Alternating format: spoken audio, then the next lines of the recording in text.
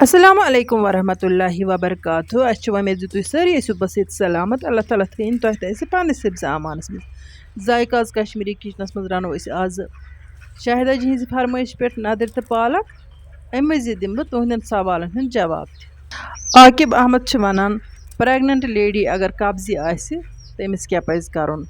पतमिस अकिस videos मज ओस मे वोनमुत ज अजवाइन गछि सिनिस मज करन इस्तेमाल। तो अगर कंस ज़्यादा कब्ज आसि रस खंड हेक सह त्रेश सत चेथ त अजवाइन। अम मजीद कब्जी हुंद यह ब्याख घरेलू नुस्खा।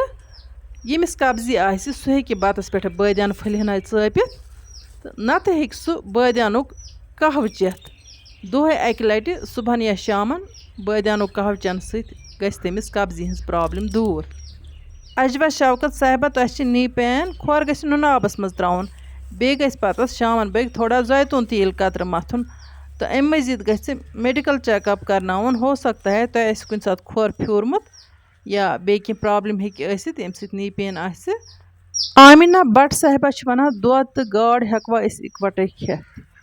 यूनानी तिब मुताबिक दोद तो गाड़ इकवटे खोन सेहत बापत ठीक कह, बल्कि गाड़ तो माज इकवटे खोन तह सेहत बापत मुफीद कह। यूनानी तिब मुताबिक यम चीज इकवटे खेन सकान इंसान संदे जिस्मस मज क्या केमिकल रिएक्शन गसित येम कि वजह से सफेद नेरान चम पे। वन गो कह लोग दपान अस हसा खेवान तमुक मतलब गो कह चीज कंस वयान कंस छुन वयान।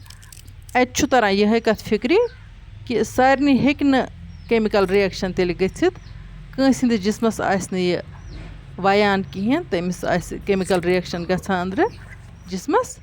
तो यम चीज इकवटे खेन सत अम मूजूब आमुत मना करने। वन गो ब्रोह काल सारी करान इन चीज़न परहेज। आजकल यूता परहेज करान। तुहंदिस सवालस मुतलिक मे नॉलेज मे कर तुह शेयर। वन तुह पानस तान तुह करवा परहेज किन तुह खेयो यम चीज इकवटे। नाजिया जान साहिबा गोगज तो माज मे कह दो ब्रोह चैनल पे अपलोड कोर्मुत। तुह हेकु मेन चैनल पे सर्च कर तो तुह हेकु सह वीडियो वुचित। महनूर तो शगुफ्ता जी सवाल सैम यम दादुक तुह जिक्र कोर्मुत अत मेडिकल टर्म मज लिकोरिया वनान। अमे बापत अगर बह वन घरेलू नुस्ख अत लिद्र दोद दवा। लिद्र दोद वारियास कालस सुबह सुबह चुन। वारिया लेडीज वनान कि अस कोर वारिया इलाज तो अस फर्क गसान। वन करू तुह लिद्र दोदच आजमाइश वारियास कालस तिकाज लिद्र एंटीसेप्टिक यह इन्फेक्शनस दवा। तो इंशाअल्लाह रहमान तुह फायदे वात। हुमा भट्ट साहिबा तुह सोबूत फटकर फुल अन तथ थोड़ा सा आब स्प्रे कर पे बुथिस थोड़ा सा तम फश दिन ओपन पोर्स गसान तुह ठीक। यपर एक व्यूवरन सवाल कोर्मुत यमो पन नाव मेंशन कोर्मुत कि युंद सवाल फैटी लिवरस मुतलिक वन तो कैसा। प्रथ कुन ददस परहेज तूता अहम यूता दवा अहम। फैटी लिवर बापत ज़्यादा पहनत परहेज अहम। फैटी लिवर ठीक करने बापत तेल तो मचर वाल चीज़ फैट वाल चीज़ यानी कि बंद करें। तो सब्जी तो मेव खूब खेन। सलाद ज़्यादा पहन खोन। परहेज दवा खत बेहतर। अगर न खेनस चेनस मज परहेज करो दवा खेनुक तो तेल फायदे वातान कहें। वासी मीर तो बक साहिब वनान युस तुह कबाबन हज रेसिपी शेयर करो तो अमन चपली कबाब वनान। जनाब इन मज शामी कबाब त वनान शिफली कबाब तमन कह वनान।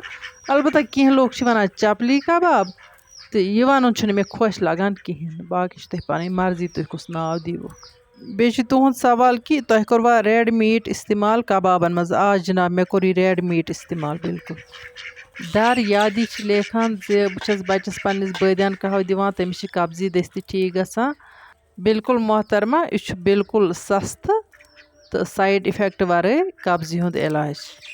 मीर एजाज सोब तुहद गस फुटबॉल गिंदुन क्रिकेट गिंदुन पैदल पकुन तो बे गसन फैट वाल चीज़ बंद करें।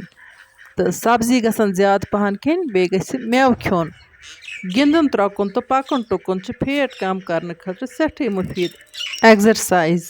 नूरीन खान साहिबा वन नवंबर इंशाअल्लाह रहमान रनो हक सिंह वार तुह करो तम वीडियो शेयर।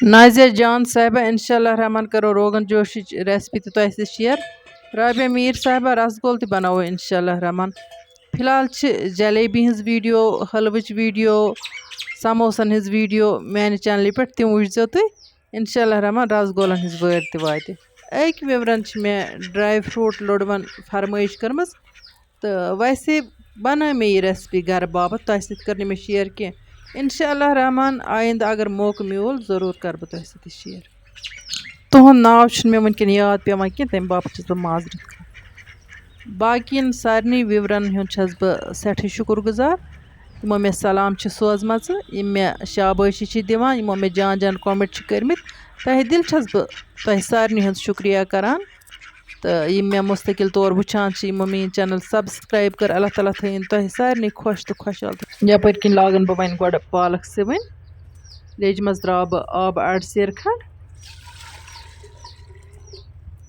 वन त्रावन बह यह पालक अत आबस मज तो अत मे पूर पठन फुकुर खालुन पालक गि सिवनस दौरान सन यपर किन त्राग बह यम नदर तथ बेकिस लेज वार मज तो यमन मे थोड़ा सा फुकुर हूँ खालुन यपर किन था बह ये पालक लेज वन ठान दिथ यी सिवन यपर किन लाग बह नदरन आब पाव खंड तो सती त्रा बह लिद्र चमचे यमन नदरन मे फुकुर खालुन यपर पालक वन सिवन आम अत दिम बह नजर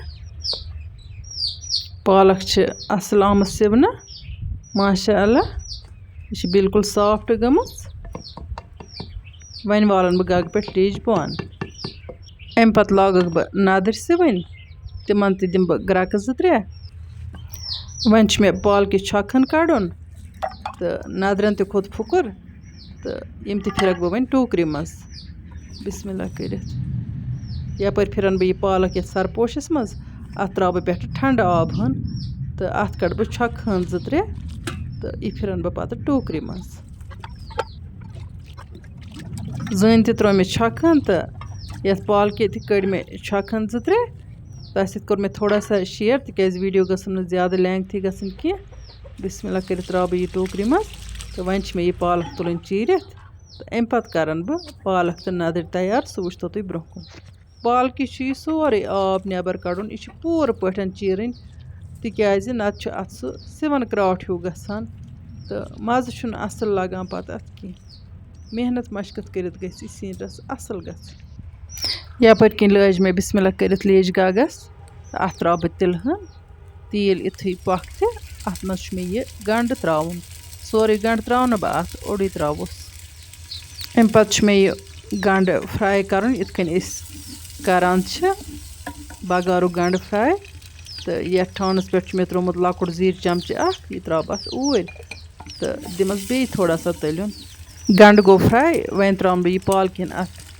तीलस पे तो अत मे दिन तलन पूर पठन अत मे चूंच से थोड़ा सा गस गस हूँ दिन तो युथ यह अथ बगार सी पे गलित गन त मिक्सरस मज पीसन कहन मिनटन पालक फ्राई करने पत अन मे वन नदर यम नदर त्रा बह अथ पालक मज यम नदर तक बह अत पालक सत कहन मिनटन फ्राई इकवटे वन तो अम पत त्रा बह अत मसाल यह तरीक नदर तो पालक रन तो बस वारियों तरीको नदर तो पालक रनान ज़्यादा पान उस तरीक मे पसंद सह गो बस नदरन अलग पाक दिवान पस पालक त्रावान सारी चीज़ बगारस पे मसाल तो पस बह इकवटे रलावान सह तरीक आज कोर मे तह यह तरीक शेयर यह त्राव बह अदरक तो लहसन चमचे ओड़ तो अम पत त्राव अत बाकी मसाल लिद्र चमचे बादान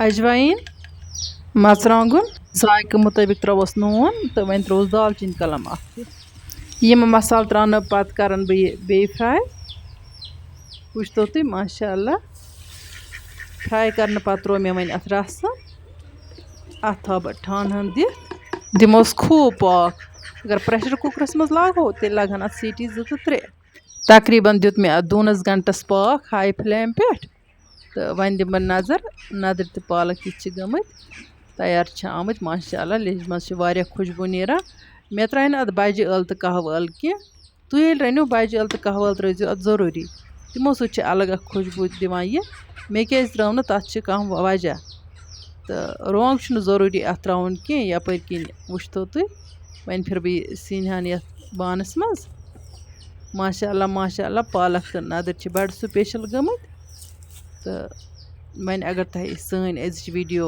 ٹارِ کھٔژ یہِ رٮ۪سپی ٹارِ کھٔژ تہٕ ویٖڈیو کٔرۍزیو پنٛنٮ۪ن سٲتھیَن سۭتۍ تہِ شِیَر تہٕ اِنشاء اللہ رحمان یِمو نٔیِس ویٖڈیوَس منٛز تُہٕنٛدِ باپتھ نٔو ڈٲلِتھ توٚتام تُہۍ تہِ ٲسۍ اللہ تعالیٰ ہَس حوال اللہ نِگہبان